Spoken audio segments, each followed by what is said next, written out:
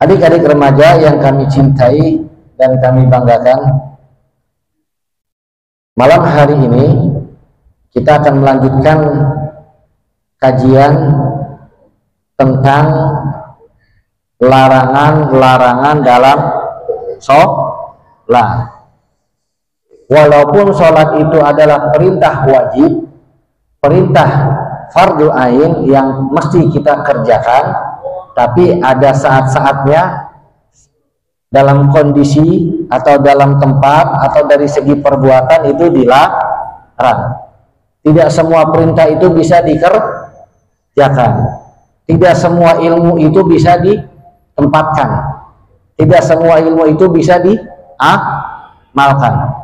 Ya, kalian tahu ilmu qiraah? Tahu? Itu kalau yang qori Al-Quran, ya, a'udzubillahi minasyaitonir rajim. Ya, itu namanya apa? Ilmu qiraah. Bismillahirrahmanirrahim. Itu namanya apa? Ilmu qiraah. Ilmu bukan? Ilmu bukan? Ilmu. Tapi kalau salah setel, salah serap, salah naro, boleh nggak? Boleh nggak? Tak boleh. Kalau salah setel, salah terap, salah naro, nggak boleh. Contoh, imam sholat maghrib, bacanya apa? Pakai ilmu qori'ah, ilmu qiraah. Bismillahirrahmanirrahim.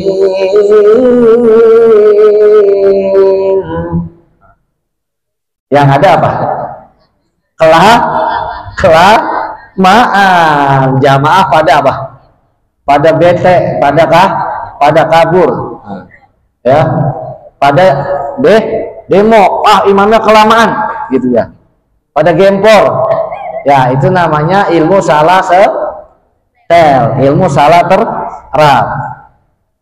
Sama sholat pun seperti itu. Walaupun sholat perintah wajib, walaupun sholat itu fardu ain, tapi ada hal-hal yang tidak mesti harus dikerjakan. Ya. Di antaranya sudah kita bahas dari segi tempat pada 2 pertemuan yang lalu. Sekarang kita akan melanjutkan larangan-larangan mengerjakan sholat dari segi kondisi. Mantuk, nahan buang air besar, apalagi pengen makan, perut lapar. Nah, itu semua apakah dibolehkan saat kita mengerjakan sholat? Nah, itu akan kita bahas pada malam hari ini. Bismillahirrahmanirrahim. Makruhatus sholat, hal-hal yang dilarang untuk mengerjakan sholat dalam segi kondisi atau dari segi kondisi. Yaitu yang pertama adalah wassolatu haqinan, sholat dalam kondisi haqinan. Apa itu kondisi haqinan? Yaitu wahuwalladzi yudafi'ul baul, sholat dalam kondisi menahan kencing. Pernah gak kalian sholat nahan pipis, nahan kencing? Pernah gak? Yang ada apa? Konsentrasi gak? Khusyuk gak? Yang ada apa? Goyang-goyang. Nahan apa? Nahan kencing, nahan pipis. Nah, sholat dalam keadaan nahan kencing, nahan pipis itu dilarang, nggak boleh. Makanya sebelum sholat, sebelum wudhu, nah, kalaulah kita kepengen pipis, kepengen kencing, itu sangat dianjurkan untuk apa? Dibuang dulu, jangan ditahan, gitu ya. Jangan ditahan. Nanti kalau ditahan berarti kena larangan dalam sholat. Jadi nggak boleh sholat dalam kondisi menahan kencing, menahan pipis itu nggak boleh. Ya, dianjurkan itu hendaknya dibuang dulu ke kamar mandi sebelum wudhu. Habis wudhu barulah kita mengerjakan sholat, baru lebih tenang, lebih khusyuk, lebih fokus dan konsentrasi. Nah, jadi kondisi menahan kencing, menahan pipis, mengerjakan sholat hukumnya dilarang. Paham? Fahimtum? Fahimtum? Fahimna insya Allah. Sekarang yang kedua, kondisi mengerjakan sholat itu dilarang pada saat wassolatu haqiban. Wassolatu haqiban. Apa itu sholat dalam kondisi haqiban? Wa huwal ladzi yudafi'ul ghaib, yaitu sholat dalam kondisi menahan buang air besar. Ya, nggak boleh. Pengen buang air besar, tapi dia apa? Tetap mengerjakan sholat, nggak boleh. Harus dibuang dulu, ya. Harus dikeluarkan dulu tuh. Harus dikeluarkan dulu, baru mengerjakan sholat. Ini biasanya dialami atau terjadi ketika mengerjakan sholat subuh. Sunnah. Sholat apa? Sholat subuh. Kita bangun tidur, ya, mau wudhu, itu biasanya yang namanya pencernaan itu pengen dibuang umumnya pagi hari, ya, atau panggilan alam. Panggilan alam itu biasanya terjadi di pagi hari sesudah bangun tidur. Ketika wudhu atau sudah wudhu berasa mules, aduh, perut mules lagi. Sholat dulu apa buang dulu? Buang dulu, gitu. Biar nanti sholatnya tenang, konsentrasi, fokus dan lain sebagainya. Dan apa yang dibaca pun apa? Paham dan juga apa? Sadar. Kalaulah kita sholat menahan buang air besar, yang ada apa? Yang ada malah nggak bisa diem, nahan apa? Nahan mules. Gitu. Untung kalau masih bisa tahan. Kalau tahu-tahu basah, kalau tahu-tahu apa? Ada yang keluar, kebetulan memang lagi kurang sehat, ya, lagi BAB, mengerjakan sholat, nahan buang air besar, yang ada malah batal sholatnya. Keluar apa? Keluar ampas, keluar kantong dan lain sebagainya. Gitu ya, keluar kantong. Berarti makannya kagak dikunyah lagi, langsung telan. Gitu ya.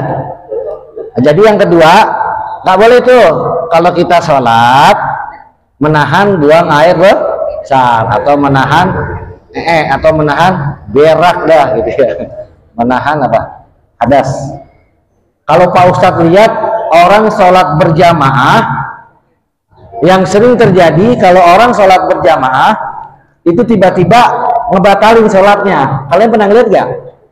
Ya, ada orang udah sholat nih, ya, udah baris, udah bersedekap, udah ikut sama jamaah, tiba-tiba keluar dari barisan. Nah, berarti batal sholatnya karena apa? Karena kencing atau karena kentut. Gitu ya. Batalnya karena apa? Karena kentut atau karena pengen pipis. Boleh nggak? Boleh nggak? Nggak boleh. Ya. Kalau buang angin atau pengen buang air kecil ketika sholat itu wajib ditahan. Wajib ditahan. Nggak boleh dibatalin. Kalau mau dikeluarin tadi sebelum apa? Nah, kalau mau dibuang sebelum mengerjakan sholat, baik buang air besar atau buang air kecil. Ini umumnya biasanya orang kentut. Biasanya apa? Kentut. Tiba-tiba batal. Nah, berarti itu orang apa? Kentut. Wudunya batal, otomatis sholatnya batal. Tiba-tiba sholatnya dibatalin, boleh nggak? Nggak boleh, ya, nggak boleh. Nggak boleh. Caranya, kalau mau dibatalkan sholatnya, itu harus apa? Izin. Harus apa? Izin dulu. Contoh, Pak Ustadz lagi ngobrol via telepon dengan Mas Bayu, ya, atau Mas Bayu lagi ngobrol dengan Pak Ustadz lewat telepon. Kan sholat itu adalah komunikasi kita kepada Allah. Ibarat kita lagi apa? Menjalin hubungan komunikasi dengan Tuhan. Oh, saya lagi ngobrol sama Mas Bayu. Tiba-tiba Mas Bayu memutuskan mematikan teleponnya. Disebabkan kenapa? Pengen buang air besar, atau kebelet pipis, atau pengen apa? Kentut gitu ya. Nah, kira-kira respon Pak Ustadz kesel atau tidak? Tiba-tiba lagi ngobrol, oh Mas Bayu, ntar pengajian kita ketemu begini, tahu? Halo, nggak ada jawaban, tahu teleponnya mati. Kira-kira bagaimana Pak Ustadz? Kesel atau tidak? Kesel. Kok Mas Bayu begini, orang lagi ngobrol kok diputusin? Ya, kok dimatiin HP-nya? Paham? Nah, begitu pula halnya dengan Allah Subhanahu wa Ta'ala. Ketika kita lagi sholat, kemudian kita pengen buang angin, itu haram membuang angin pada saat kondisi sholat. Nah, syaratnya harus permisi, harus izin. Kayak tadi Mas Bayu, oh Ustadz mohon maaf ya, saya tinggal dulu nih, saya tutup dulu teleponnya, saya putus dulu. Kenapa? Saya pengen buang hajat nih, pengen buang pipis, pengen buang air besar. Nah, kalaulah seperti itu, oh iya silakan deh. Kalau memang kebelet atau mules, nanti kita lanjut lagi ngobrolnya. Marah nggak Pak Ustadz? Enggak. Begitu pula halnya dengan Allah Subhanahu wa Ta'ala. Ketika lagi kita sholat, Allahu Akbar, Bismillahirrahmanirrahim. Tiba-tiba kan, Allah kesel tidak? Kesel. Berarti nggak sopan nama Allah. Kurang ajar sama Allah. Masa ketika menjalin hubungan komunikasi dengan Allah tiba-tiba apa? Kentut. Kalau mau izin dulu. Bagaimana cara izinnya? Pasang dalam hati niat membatalkan sholat. Bisa kan nih pengen kentut nih kalian? Kan batalnya kentut otomatis batal. Batal wudu dulu. Iya dong.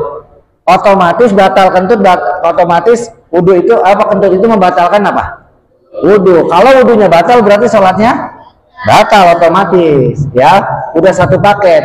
Wudunya batal, sholatnya juga batal. Gitu. Nah, sebelum, dan itu pun izinnya sebelum buang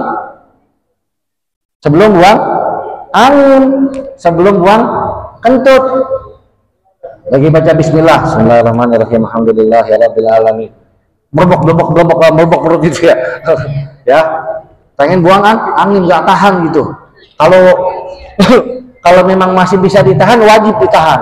Tapi kalau memang udah nggak tahan, blok, aduh. Ar-Rahmanir-Rahim, Maliki Yaumiddin. Izin dulu sama Allah. Ya Allah, saya niat keluar dari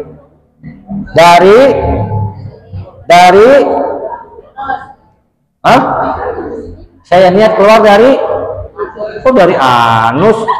Kalian lagi ngapain? Sholat. Masa keluar dari anus? Izin sama Allah. Ya Allah, saya niat keluar sholat. Paham? Ya, izin sama Allah. Ya Allah, saya niat keluar dari sholat.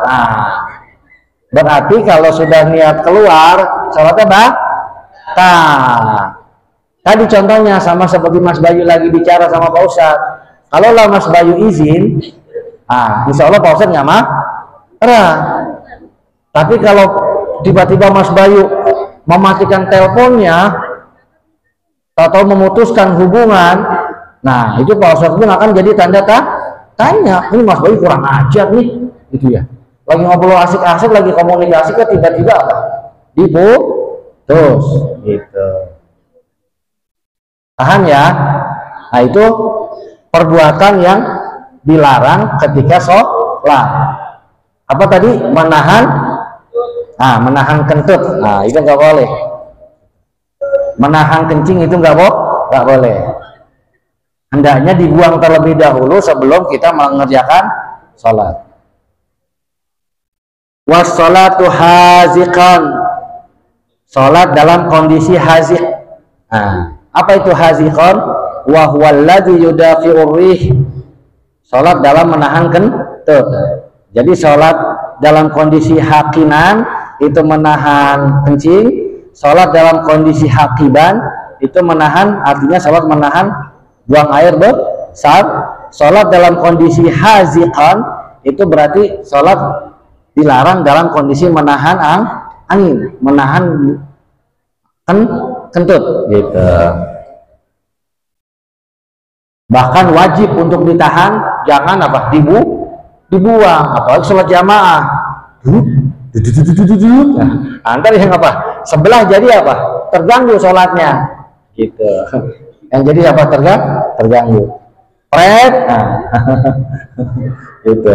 Jadi apa? Ada suara-suara yang misteri, suara yang tidak apa? Mengenakan ketika sholat, gitu. Nah, jadi kalau kalian pengen kentut, pengen buang angin, jangan langsung kalian. Bagaimana caranya tadi? Niat apa? Niat keluar dari sholat. Ya Allah, saya niat keluar dari sholat, gitu. Baru udah kentut. Kalau di rumah sih bebas, buang dah anginnya. Alhamdulillah, lega. Udah lagi dah. Ya, habis itu sholat lagi. Ulang sholatnya dari awal. Yang berikutnya, apa sholat yang dilarang? Apa yang dilarang kita mengerjakan sholat? Berikutnya yaitu wahwal ladzi yud'ah was-sholatu ta'iqan lit-ta'amil hadiran wasi'al waqti. Was-sholatu ta'iqan, sholat dalam kondisi ta'iqan. Apa itu ta'iqan? Ta'iqan lit-ta'am, ta'iqan lit-ta'amil hadiran, yaitu sholat dalam kondisi ta'iqan lit-ta'amil hadiran, sholat dengan makanan yang sudah tersedia, padahal wasi'al waqt, waktu sholat masih panjang, waktu sholat masih luas, waktu sholat masih apa? Masih panjang, ya, masih bisa dikerjakan entar-entaran. Nah, sholat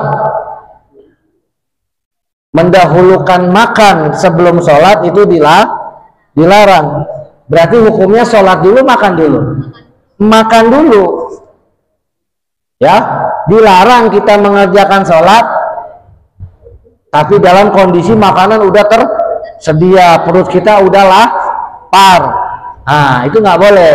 Lebih baik makan dulu, ya, makan dulu. Jadi makan nomor satu, sholat nomor dua, gitu, ya.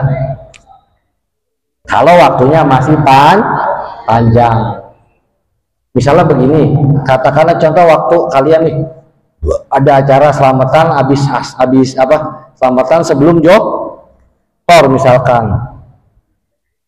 Ada acara sebelum Johor.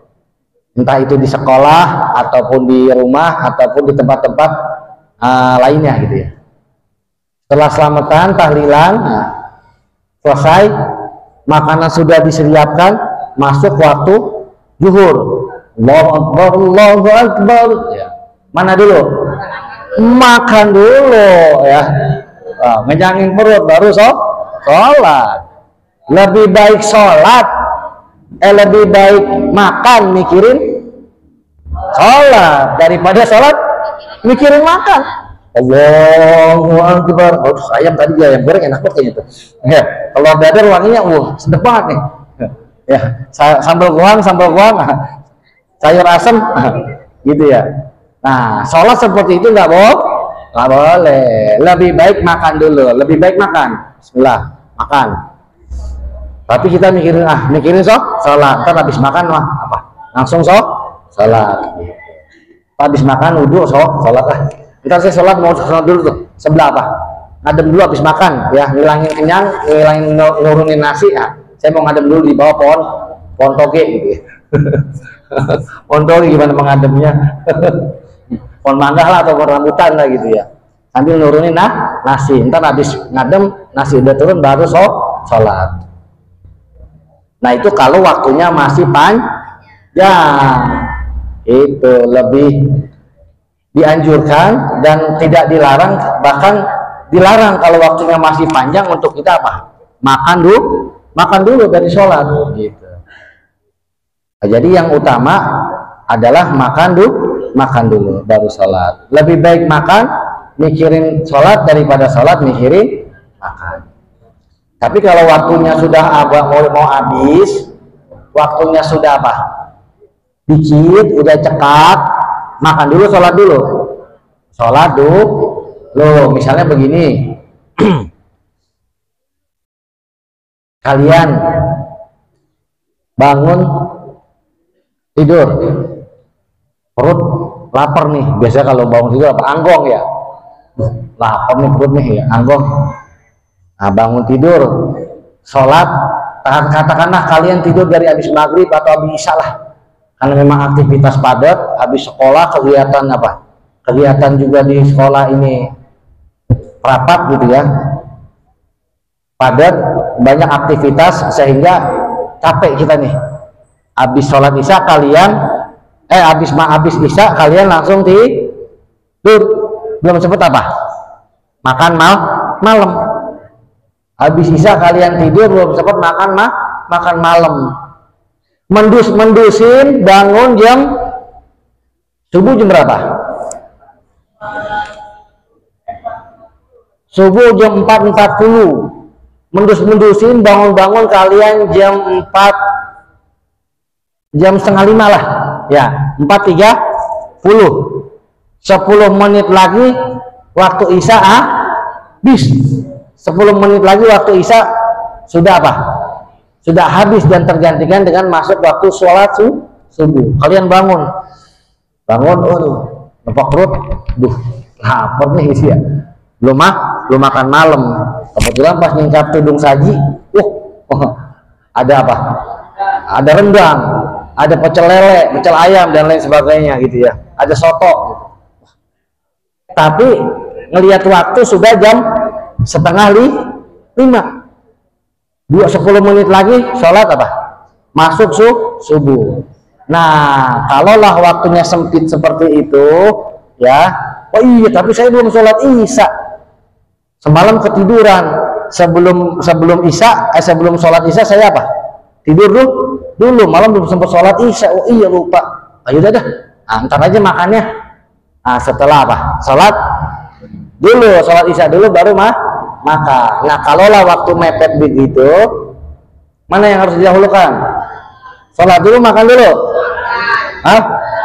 Sholat dulu, karena waktunya udah sempit, ya. Dikit lagi waktu isya mau masuk waktu sholat subuh. Nah, kalau waktunya masih lama, misalkan begini, kalian bangun bukan jam setengah 5, bangun misalkan kalian jam setengah 4 lah, ya masih sejam lagi tuh waktu sholat subuh. Keburu gak makan? Keburu, boleh itu makan dulu, bangun tidur lah, makan dulu habis makan ntar baru sholat isya, kan masih bisa jam 4:15, jam 4:20, lewat 25. Kenapa? Karena sebelum berkumandang azan subuh, waktu isya masih ada gitu. Waktu isya masih bisa dikerjakan. Berikutnya, sholat yang dilarang dalam kondisi apa? Wassalatu ghadbanan. Sholat dilarang pada saat kita lagi marah, lagi apa? Emosi, lagi apa? Kesel. Ntar yang ada apa? Allahu Akbar, Bismillah, Alhamdulillah. Nah, ngap-ngapan, ya. Jadi apa? Kesel sendiri diri, nggak boleh. Kalaulah kita lagi kesel, lagi marah, lagi emosi, jangan sholat. Entar, biarkan emosi turun dulu. Ya, biarkan emosi ini kita reda, marah kita ini apa? Hilang. Barulah kita sholat. Oh Pak Ustadz, itu saya pernah dengar ada yang mengatakan kalau lagi marah sholat aja, ntar marahnya hilang. Bukan sholat. Yang dimaksud sholat. Wah, ya kalau lagi marah nih, lu kurang aja lu gini. Biar marahnya redam, biar emosinya turun, buru-buru baca sholawat Allahumma sholli ala sayyidina Muhammad. Insya Allah tuh nanti marahnya apa? Hilang. Marahnya reda, emosinya turun, gitu. Nah jadi kalau kita lagi marah, lagi kesel, lagi gedek, lagi benci sama orang, jangan sholat. Kenapa? Karena mengerjakan sholat dalam kondisi marah, dalam kondisi kesel, dalam keadaan gedek, itu dilarang. Walaupun sholat itu perintah wajib. Hadirin adik-adik remaja yang kami cintai dan kami sayangi, sebelum Pak Ustadz tutup, ada pertanyaan? Menahan buang air besar, menahan kencing, menahan kentut, tapi sholatnya itu waktunya udah mau habis, sama kayak tadi tuh. Itu boleh. Kenapa? Kalau kagak dikerjain, nanti apa? Kehabisan waktu. Orang yang sholat kehabisan waktu itu nanti ancamannya apa? Wailul lil musallin. Celakalah orang yang mengerjakan sholatnya lalai. Nanti akan Allah masukkan ke dalam neraka wail. Apa itu? Siapa itu orang yang sholatnya lalai? As-sholatu yu'akhiru sholat an waktiha. Orang yang mengulur-ulur sholat, menunda-nunda sholat, dikerjakan di luar waktu. Artinya apa? Bukan di waktu sholat. Sholat zuhur kalian kerjakan di waktu asar. Sholat asar kalian kerjakan di waktu maghrib. Sholat maghrib kalian kerjakan di waktu isya. Artinya orang yang mengerjakan sholat di luar waktunya, maka itulah yang mendapatkan ancaman neraka apa? Wayu. Makanya kalau tadi kondisinya apa? Pengen pipis, pengen buang air besar, pengen kentut, tapi waktu sudah apa? Sempit, udah mau habis. Nah itu boleh mengerjakan, bahkan wajib daripada kehabisan waktu sholat gitu. Nah segitu dulu ya. Sholat dilarang dari segi kondisi. Yang pertama dilarang sholat menahan apa? Kan C. Yang kedua menahan buang air besar. Yang ketiga dilarang sholat mengerjakan sholat nahan kentut. Yang keempat menahan makan. Apa yang keempat? Dilarang sholat dalam kondisi menahan lapar. Gitu. Demikian makan dulu. Yang karena makanan yang sudah tersedia. Yang kelima, sholat dilarang kita kerjakan pada saat kita dalam kondisi marah, emosi, ya kesel, gedek gitu ya. Itu dilarang, tak boleh. Gitu. Ntar mah sholatnya malah nggak beres, malah sok-sokan nahan marah gitu ya. Jadi apa? Nggak khusyuk, nggak konsentrasi. Demikian apa yang dapat kami sampaikan. Mudah-mudahan banyak manfaat dan dapat dipahami serta bisa diamalin untuk kehidupan sehari-hari kalian dalam mengerjakan sholat. Insya Allah, amin ya robbal alamin. Al-Fatihah.